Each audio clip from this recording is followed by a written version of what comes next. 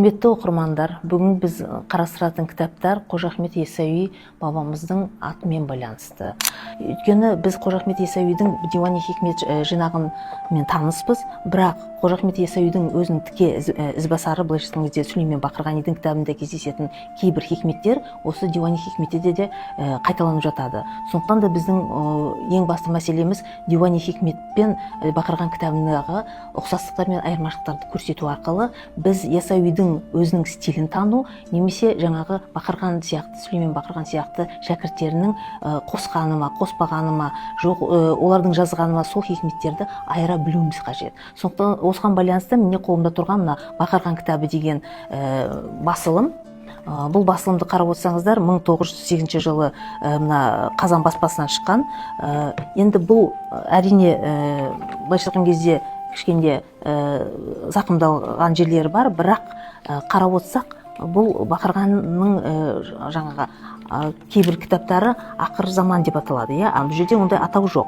Жек қана Бақырған кітабы деп айтылған. Енді бұл жерде ең басты назар аударатынымыз бұл мына мадақтардың көп кездесетіні, және де мына редиф дейміз бе, қайталаулардың, анафорлардың көп кездесетін, эпифорлардың көп кездесетін байқауымызға болады. Бұл Қожа Ахмет Яссауидің хикметтеріне тән нәрсе емес. Сондықтан да осы мына Бақырған кітабындегі өлеңдерді қарастыра отырып, біз ертең Яссауи хикметтерін жинастырған кезде, қарастырған кезде, салыстырғанда біз қайсы Бақырған кітабына тиесті, қайсы Яссауиге тиісті екенін анық қарастыра аламыз. Мысалы, мына жерде енді Қожа Ахмет Яссауи өзін мадақтамайды ғой. Яғни мына жерде Субхан әкем өзіден ол Мұстафа бұйырды, бабам арыстан түкірді, Шейхім Ахмет Яссауи. Мұстафаның құрмасын келді еді лұқмасын, тұтты қағба халқасын, Шейхім Ахмет Яссауи деп тұтасын. Мен бірнеше Шейхім Ахмет Яссауи деген мадағына негізделе отырып, осы стильде жазылған өлеңдерді біз бөлек қарастыруымыз керек.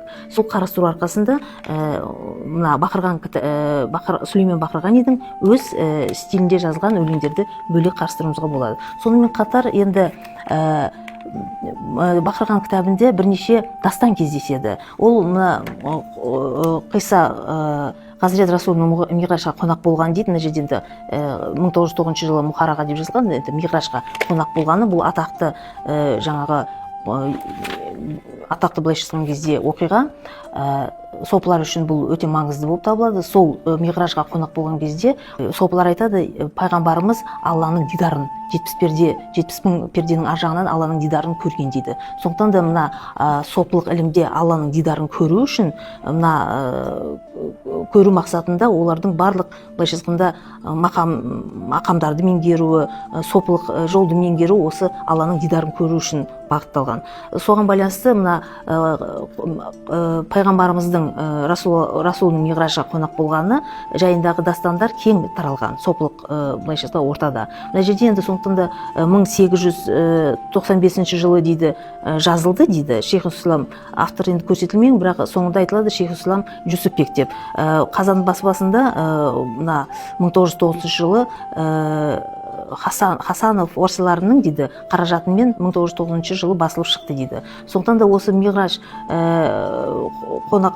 пайғамбарымыздың Миғражға қонақ болған деген дастанында қарастыра отырып, осындай дастандардың пайда болуына қандай былайша айтқан кезде өлеңдер себеп болды, неге байланысты, және бұл сопылық былайша айтқан ілім аясында ма, жоқ жалпы қисса дастан аясында ма деген сияқты мәселелерді қарастыруымыз осы кітаптарды зерттеу барысында анықталады.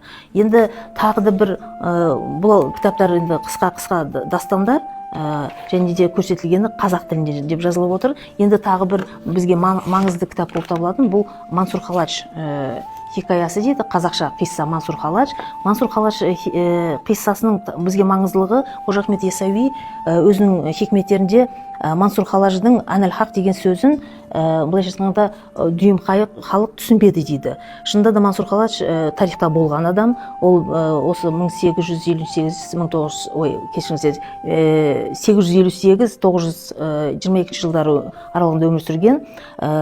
атақты дүниежүзіне атақты сопы, оның былайша айтқанда ерекшелігі ол әнел хақ деп өзін жариялайды да, содан күпірлік қылдың деп оны дарға байлайды, одан түрмеге отырғызады.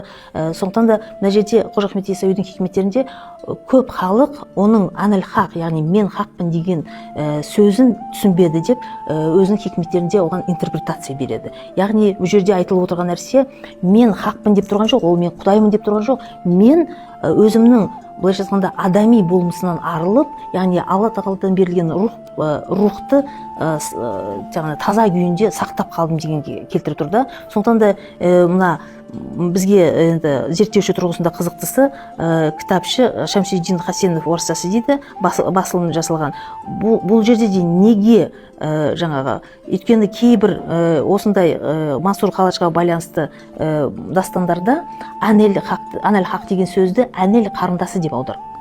Көрдіңіздер ме? Бұл тікелей енді бұрмалау, яғни сопылық ілім бұл кездері кішкене былайша айтқанда аса танымал болмаған сияқты. Сондықтан да осы мына қазақ жерінде сопылық ілімнің дамуы, барысы, тенденциясын анықтау барысында осындай мына қиссаларды, дастандарды зерттеу арқылы анықтауымызға болады. Яғни Қожа Ахмет Яссауи салып кеткен мына сопылық ілімнің даму барысын осы мұнсындай қиссалардан, оның шәкірті болған Сүлеймен Бақырғани сияқты жаңағы тұлғалардың шығармалары арқылы анықтауымызға болады. Сондықтан да осы жоба аясында біз негізінен мына тек қана Қожа Ахмет Яссауидің кітабын ғана қарастырып оны зерттеп жатқан жоқпыз. Сондай-ақ сол Қожа Ахмет Яссауиге қатысты шығармаларды қарастыруымыз қажет.